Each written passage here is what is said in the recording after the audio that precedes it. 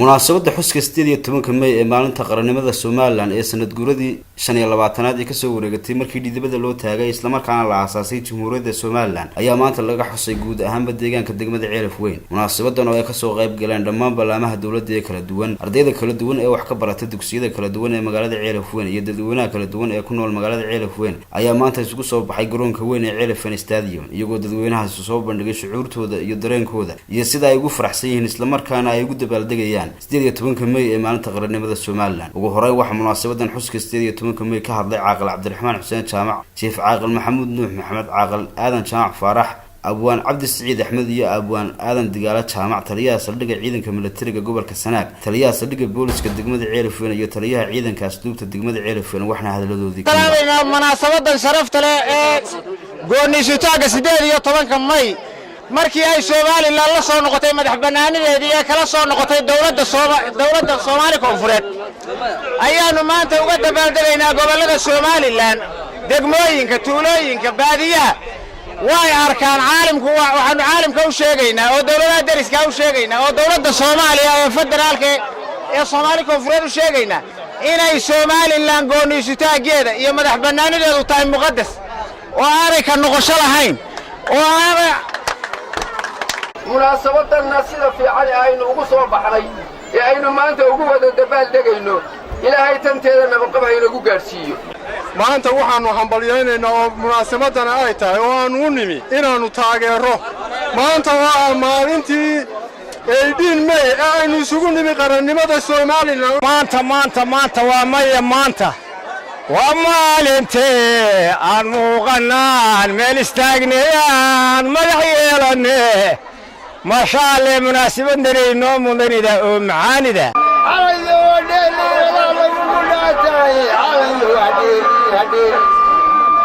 adiga lagu mudhaatay markaan talatay ku warmalay dawladu jiray dhibtaanka ilaajay deemi oo galeedi bisar mawayatiyo demaniyo nole 25 sanadood ka hor baynu halkan kaga dabaaldegaynay sanad guurada Soomaaliland maanta 25 jirtay la soo noqoshadii la soo noqonay xornimadeennii in lagaga dhacday godka maanta Sawdiyaal ma lihin maanta 25 sanadood baa ka soo wareegtay ilankii ku dhashay maanta waa 25 jir caalamka waxba ka sugumayno itiraaf ka sugumayno laakiin ilaahay baynu ka sugaynaa itiraafkeena. geesta kale waxaanu wax ka weydiinay qaar ka mid ah shacabweynaha ku nool magaalada Ceelaf Weyn dareenkooda iyo shucuurtooda iyo sida ay ugu faraxsan yihiin isla markaana ay ugu dabaaldegayaan 18 May ee maalinta qaranimada Soomaaliland. waxna hadaladoodii ka mid ah magacay waa Faadimo Ismaaciil Faarax. aad iyo aad baan u faraxsanahay, shucuurteeda lama soo koobi karo, waayo waxaan ku faraxsanahay koobiyo 25 sano guurada Soomaaliland ee ka soo wareegtay go'aansitaanka Soomaaliland. aad iyo aad baan u faraxsanahay, ilaahay waxaan ka baryaynaa tanteeda xigtana barwaaqo ku gaadhno maasha Allah. 18 May soo afmeeray isla markaana soo gabagabeeyay maayarka magaalada Ceelaf Weyn Cabdiraxiin Yuusuf Axmed.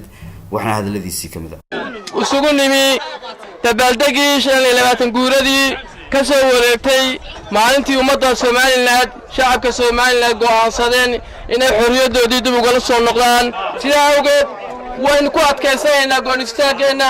shacabka reer Soomaaliland sidaas uu ka midaysan yahay. waxaanu ka helnahay dadweynaha reer Ceelaf Weyn midnimada, walaaltinimada, farxadda, isku duubnaanta saaka aynu halkan isugu nimi waa mid aynu weligeema dhaqan u lahayn. marka aad iyo aad baan idinku mahadcelinayaa sida midaysan aynu hadda jeer u ilaalino midnimadeena, midnimada Soomaaliland u ilaalino, nabadgelyada u ilaalino. Axmed Anwar, Somali News, Ceelaf Weyn.